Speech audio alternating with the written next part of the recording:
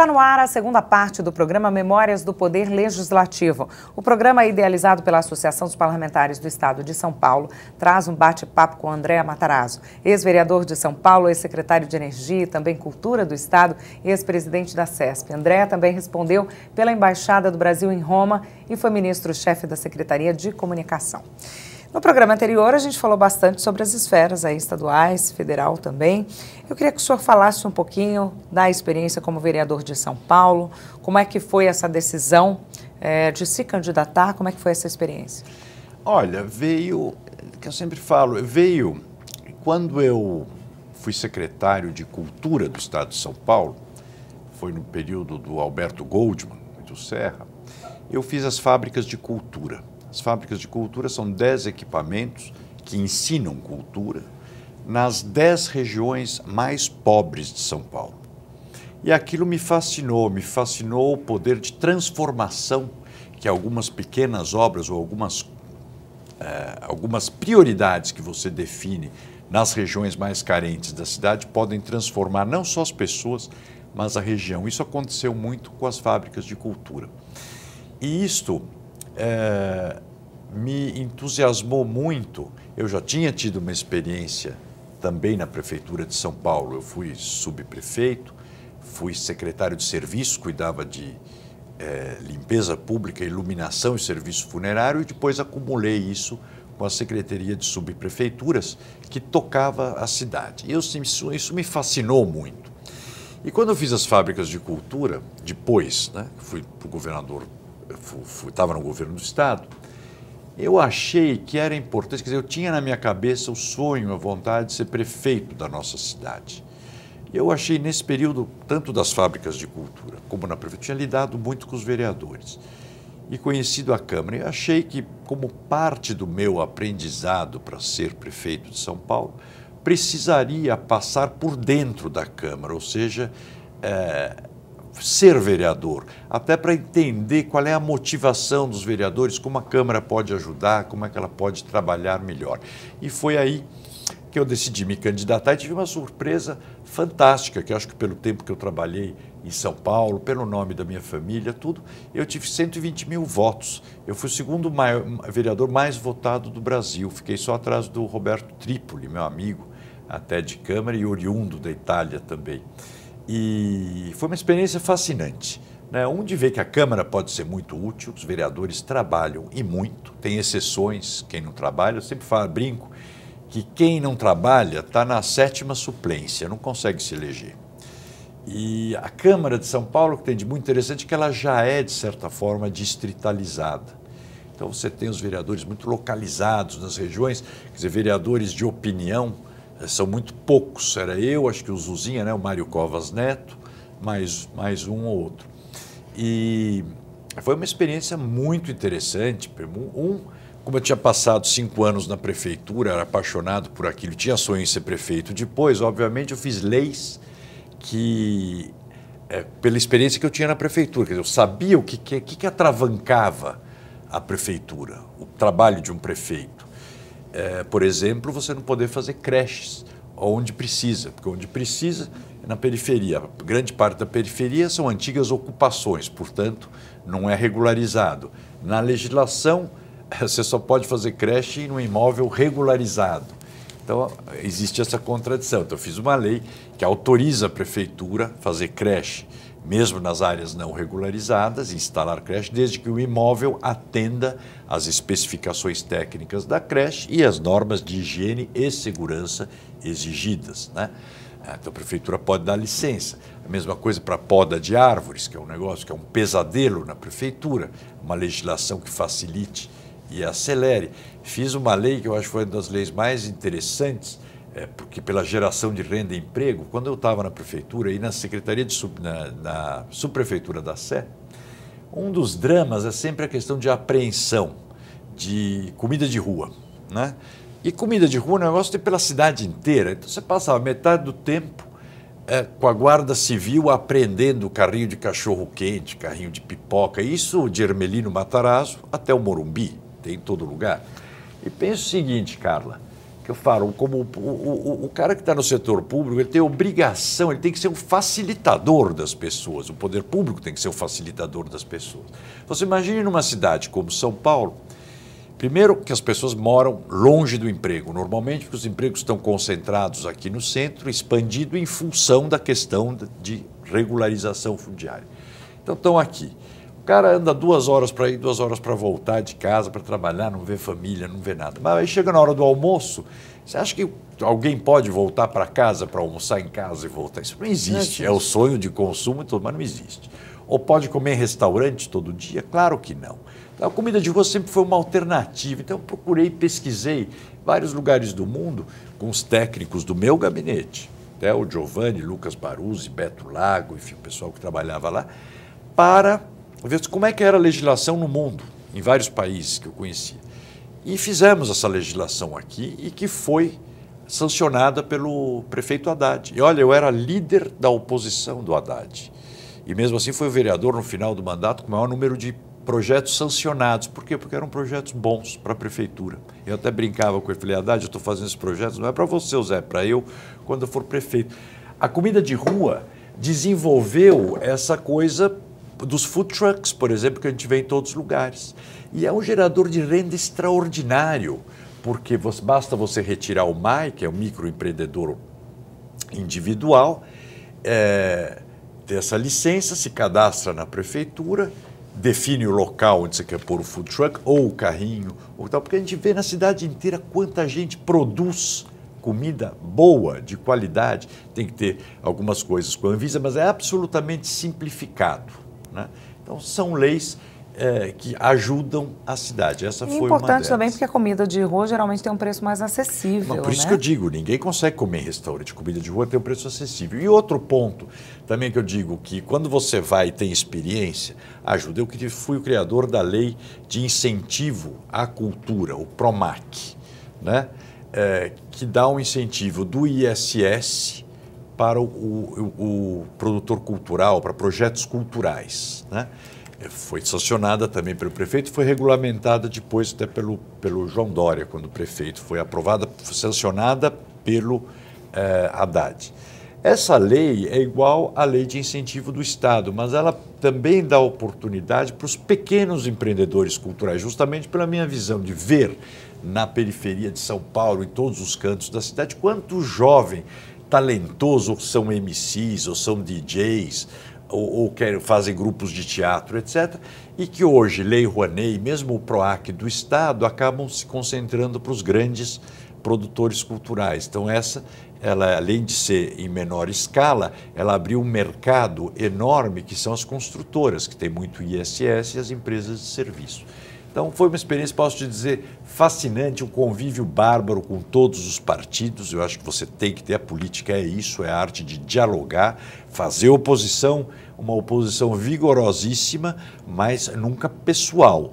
Quando era um projeto de interesse à cidade, obviamente que a gente acompanha. O senhor falou de projetos de lei sancionados, né, um número muito interessante, né, de projetos de lei sancionados, e o senhor também falou que a comida de rua teve uma pesquisa, inclusive mundial, né? Como é que se faz em outros lugares?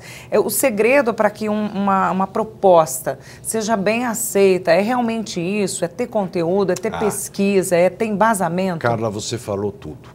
É a proposta feita com embasamento e com boa redação. Porque o que tem acontecido, que a gente tem visto no parlamento hoje em dia, são as propostas de oportunismo. Então é assim, queimou a boate Kiss lá em Santa Maria, uma tragédia, um horror. De repente, você via todas as câmaras, todas as assembleias e o Congresso Nacional fazendo lei para obrigar a ter isso, ter aquilo e etc. Passou um mês, ninguém mais falou no assunto.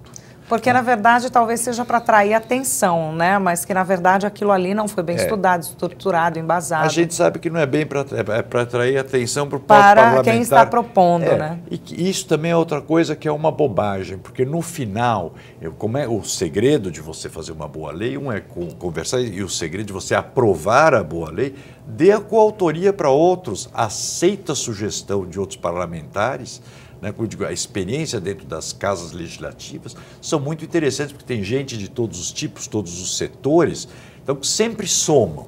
Até porque, por exemplo, comida de rua é diferente lá em Vargem Grande, onde estava o vereador Alfredinho, do PT, da Berrini, onde estava o Mário Covas, por exemplo, ou da Zona Leste, onde estava o Adolfo Quintas. Então, a contribuição de todos eles é muito interessante, porque eles têm as especificidades do lugar. São Paulo é uma cidade, cada subprefeitura dessas, ou cada bairro, é muito diferente um do outro, né? Cada bairro é uma cidade. Cada bairro é uma cidade e tem suas especificidades geográficas, sociais e econômicas. Você não pode tratar a cidade inteira igual, porque ela é diferente.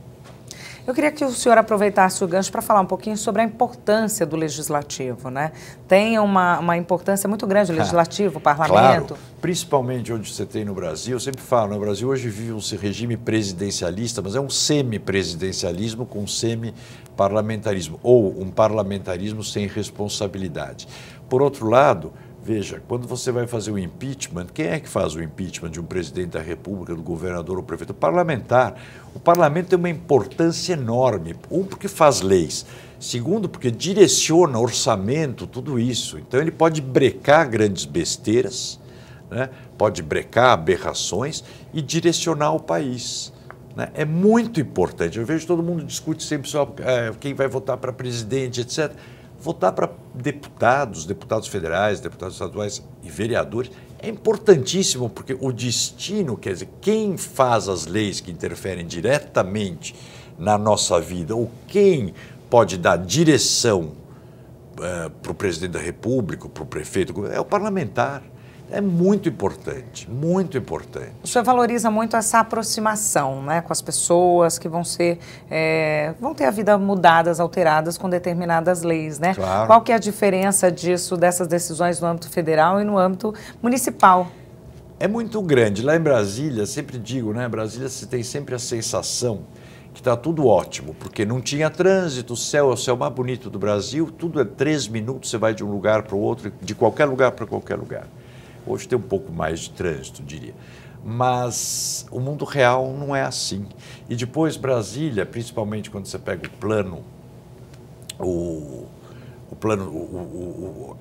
a esplanada dos ministérios, etc., e o Congresso, todo mundo se conhece. Então você vai no restaurante, todo mundo te chama pelo nome, todo mundo acha, quando é ministro, então todo mundo te acha alto, bonito, inteligente, né? Tratam bem, etc. Então, é uma ilusão. Se você não mantém os seus pés no chão, e isso, graças a Deus, eu sempre tive muito, conectado com seus amigos para te darem todo dia o banho de realidade, você perde um pouco a noção. Aqui já não, na prefeitura, eu me lembro, você fazia assim, assinava uma portaria, eu tomava uma decisão no 35º andar, lá onde ficava a Secretaria de Subprefeituras. Quando eu saía na rua, já tinha gente te xingando ou te elogiando. Então, quando você está aqui, eu acho que isso para mim é a riqueza, o fascínio da vida pública, é esse, a proximidade com as pessoas, né? Você tem o termômetro, você tem um exercício permanente da humildade. Eu acho que o Brasil vai mudar quando acabar a palavra autoridade. Nós, que estamos no setor público, é que temos que bater continência para a sociedade e não a sociedade para nós. Está errado, há uma inversão muito grande. O servidor público é um sacerdócio, ele tem que estar lá todo dia. O salto alto é para o cidadão. O cara sempre dizia para o meu pessoal, subprefeitos, quando eu estava na prefeitura aqui, tem sempre razão quem estiver reclamando. Nunca responda mal. Sempre tome providências, porque tem razão. E você nunca vai agradar 10 milhões de pessoas. Isso não existe. Não existe. Então você tem que ouvir, tem que ver, tem que escutar, porque você está lá para isso. Não gosta, não quer ter problemas, quer ficar de salto alto, vai ser diretor de multinacional, vai ser diretor de banco, sei lá eu. Prefeitura é para quem gosta de problema. E setor público é para quem tem humildade de entender que ele é um servidor público.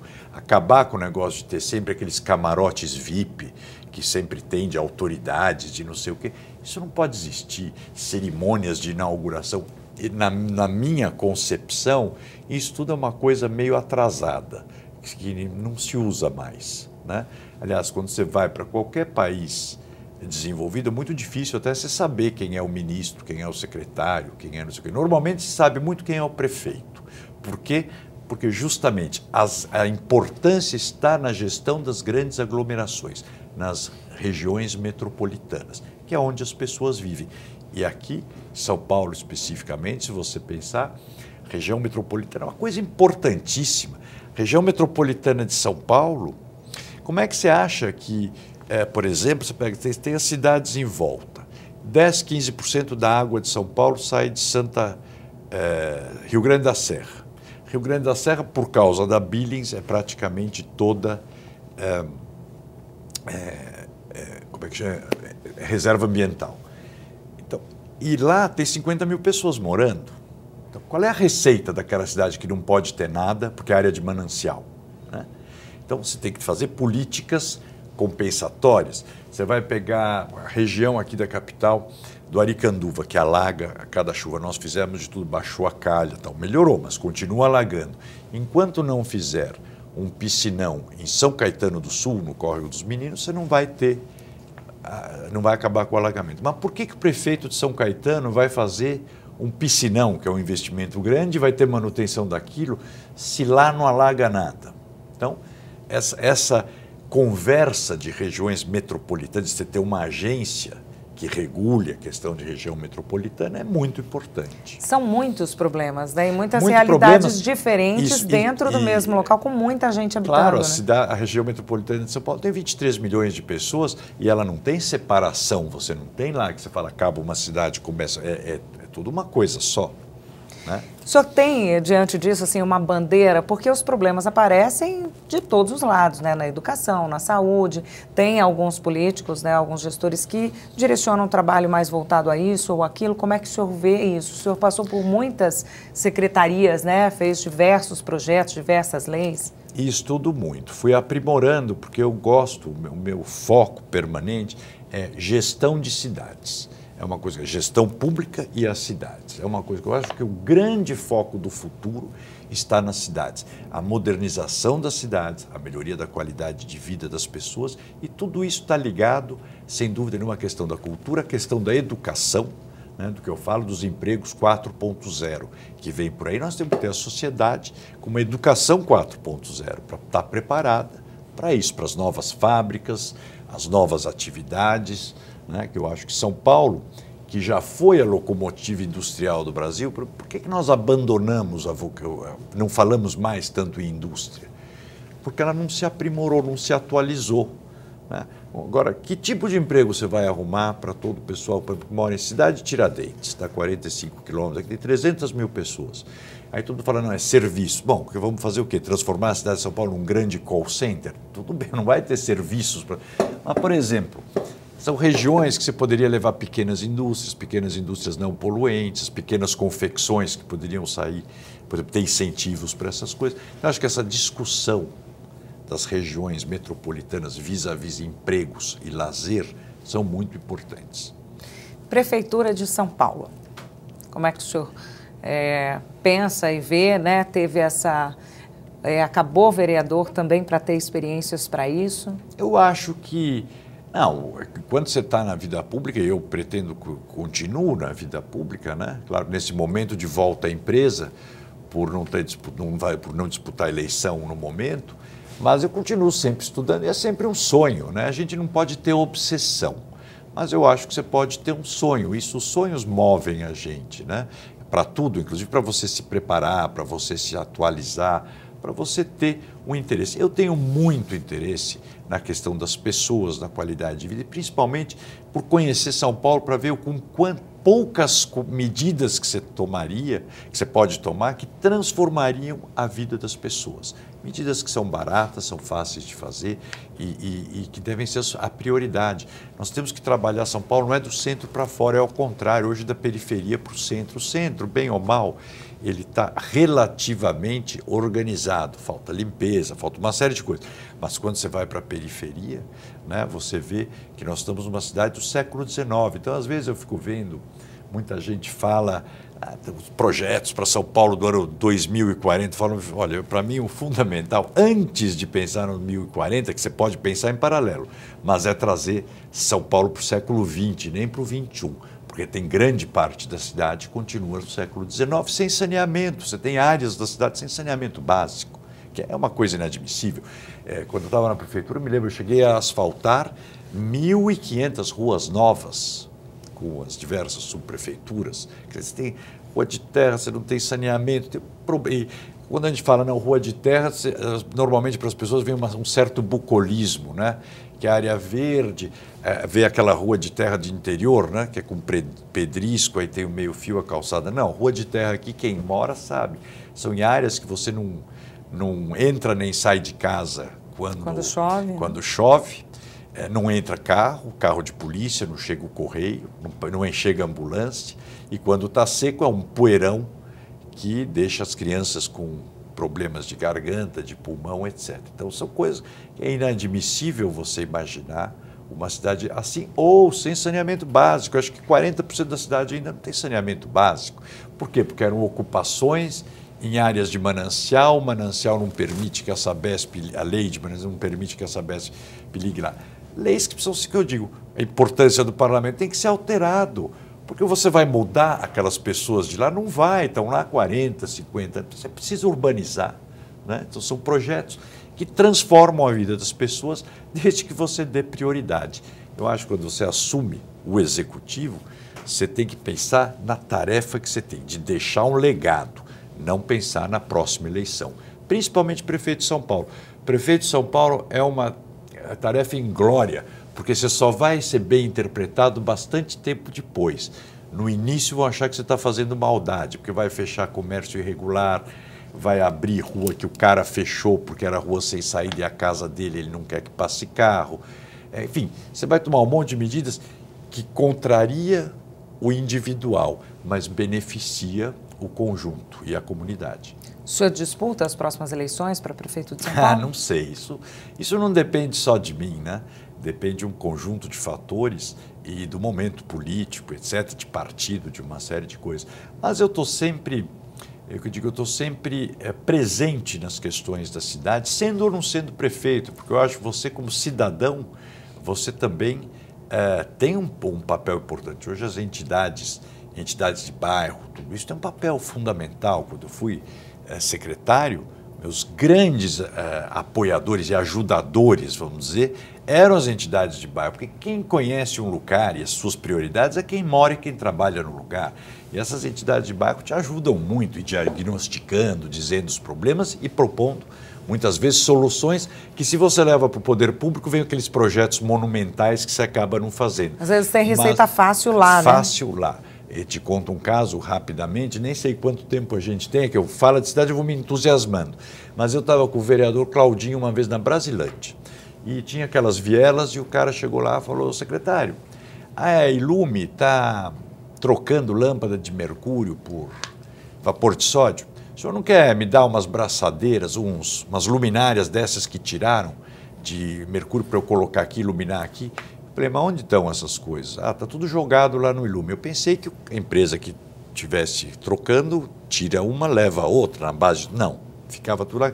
Que um dia faria licitação para vender. Claro que a gente sabe que aquilo ia apodrecer. Bom, mandei para ele, acho que 5 luminárias. 2 dias depois, falaram que estava pronto. Fui lá ver.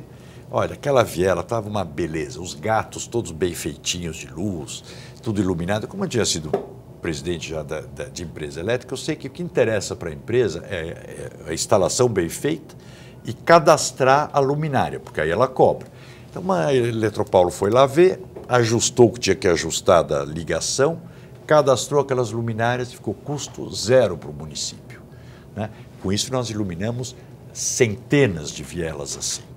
Mesma coisa, corrimão de escadão, que também muda a vida de pessoa mais velha, mais pesada, etc., na chuva, dessas vielas feitas com canos recuperados dessas placas que a CET tira quando entorta, etc.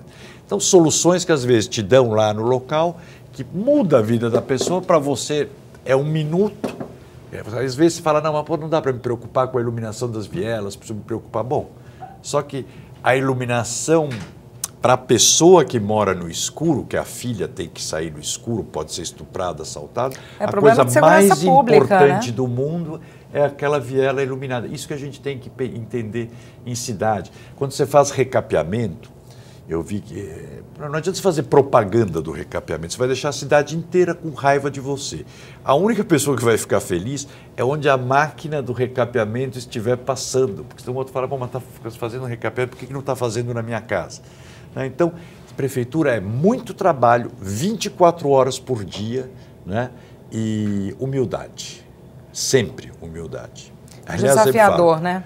Bem desafiador. Isso que é fascinante, é desafiador e um permanente exercício de humildade. Esse é o serviço público de maneira geral, na minha visão. Muito obrigada pela participação do senhor aqui com a gente no programa. Carla, muito obrigado a você de novo. Primeiro por você conhecer tantos assuntos também, me conhecer mais do que eu até, né?